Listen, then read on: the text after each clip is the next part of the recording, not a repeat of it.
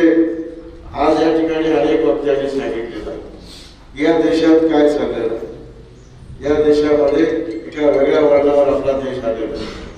देशात स्वातंत्र्य अबाधित राहते की नाही, लोकशाही राहते की नाही, आपण हुकुमशाहीच्या जन्मामध्ये जातो की काय, अशा प्रकारची भीती आहे.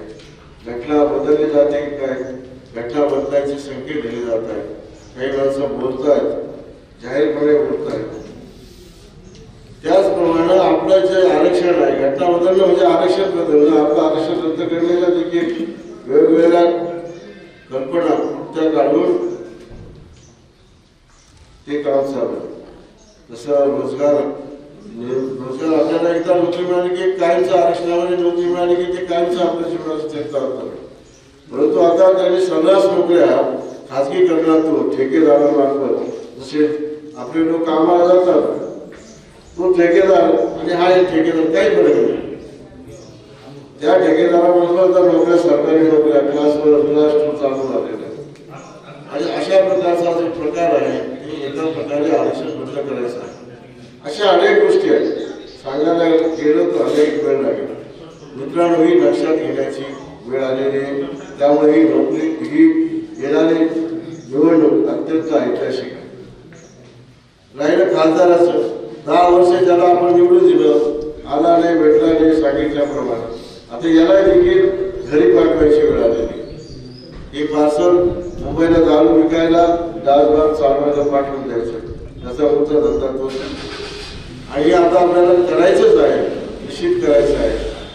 आणि राहिलं माझी बाजू, तुम्ही मला कधी जा विचारू शकता, तुम्ही गप्प बसायचं नाही. कामं करून घेण्यासाठी तुम्ही सतत माझ्यापुढे पाठपुरावा केला.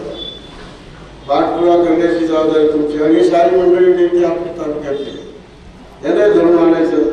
मी राहायला शेतीमध्येच आहे, माझा पण सतत चालू आहे. सगळ्यांना आपण तुम्ही मिळून हे सारं काम करतो. तुमचा प्रश्न जो पळसून त्याचा धरणाचा आहे, मला धरणाच्या बाबतीत माहिती सांगतो. मी असताना याला पैसे दिलेले, खासदार असताना पळसून त्याच्या धरणाला 3 ते 4 वेळा पैसे जे केंद्र सरकारचे पाठवले ते खासदार भाऊसाहेब वागचौरेंनी पाठवले. तुम्हाला कोणी सांगितलं नसतं, तुम्हाला माहिती नसतं. हा सर्व धरणाचा पैसा केंद्राकडून आलेला आहे. माझ्याकडे रेकॉर्ड आहे. त्यावेळेला मी म्हणजे आज त्यावेळेला कसं सोशल मीडिया नव्हतं, पैसे पत्र द्यायचं करायचं नाही. 300 कोटीचे रुपयाचे आपण खासदार असताना रस्ते आणलेले, तुमच्या भागात झाले, साखर गटात भरपूर झाले. 300 कोटीचे रस्ते आणलेले 14 मध्ये, ते 15 मध्ये झाले असते. कारण निवडणुका लागायच्या अगोदर 2 महिने आले, आचारसंहिता लागली ते करता आले. तो मी करणारा माणूस आहे. गावागावामध्ये सभामंडप असेल, त्या गावामध्ये आयमॅक्स असेल, गावामध्ये कॉम्प्युटर असेल, करिअर एज्युकेशन मार्गदर्शन करायचं असेल, अनेक गोष्टी मी केल्या. खासदार निधी दाखवला. स्वातंत्र्यानंतर गावात येणारा पहिला खासदार, स्वातंत्र्यानंतर खासदार निधी देणारा गावाला तो मी आपला माणूस आहे. मी केलं म्हणून सांगतो, माझं मी केलं म्हणून सांगतो. तुम्हालाही कळायला पाहिजे ना.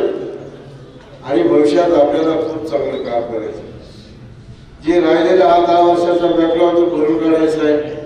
इथे धरणाच्या साहित्याच्या लिफ्ट इरिगेशन करून द्यायला मी तुमच्या आदिवासी खात्याला सांगायचं काम ताबडतोब करतो. मी तुम्हाला सांगतो.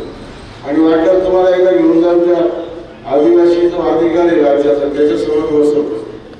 ती जबाबदारी माझी. पत्र पाठवूच पाठपुरासाठी समक्ष बदल. आणि अधिकाऱ्याला आता मी तुमच्या समोर आहे सबस्टेशनचं.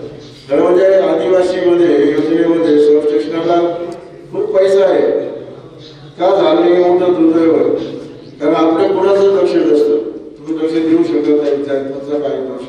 आमच्यासारख्या लोकांची गरज डीपीडीसी जिल्ह्याची कमिटी असते, तिथे सारं घडतं. कुठं काय घ्यायचं, कुठं घ्यायचं, कुठे पैसा लावायचा, कुठं घ्यायचं.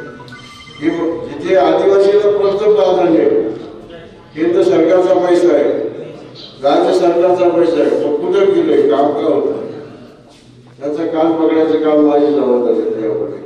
हे सगळं आपल्याला करायचं आहे. खरं म्हणजे इथून सकाळी एवढ्या गाड्या भरून जातात की काम आपल्याला काम.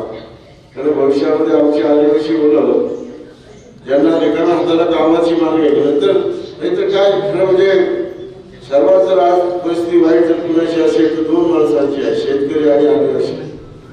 कारण आदिवासीच्या हाताला काम म्हणजे 4 महिने शेती ती भात शेती.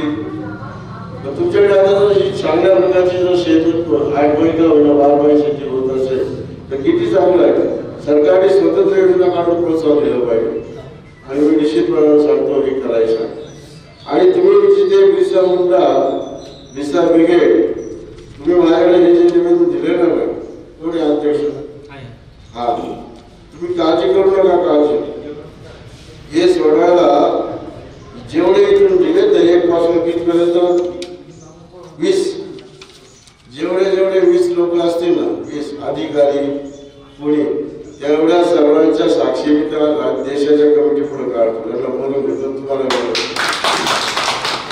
जाती जमातीची जी पार्लमेंटरी कमिटी असते मिनी पार्लमेंट होतात तिचा मी 5 वर्ष मेंबर होतो आणि मी दिल्लीला गेलो ना लोक घेत नाही.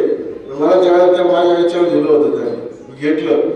देशभर प्रचंड काम केलेलं आहे. घुसखोरी असेल आरक्षण असेल भरती असेल खूप जोडले अधिकाऱ्यांना देशभरच्या अधिकाऱ्यांना राज्य सरकारांना देखील. आमच्या समोरचं चीफ सेक्रेटरी सारे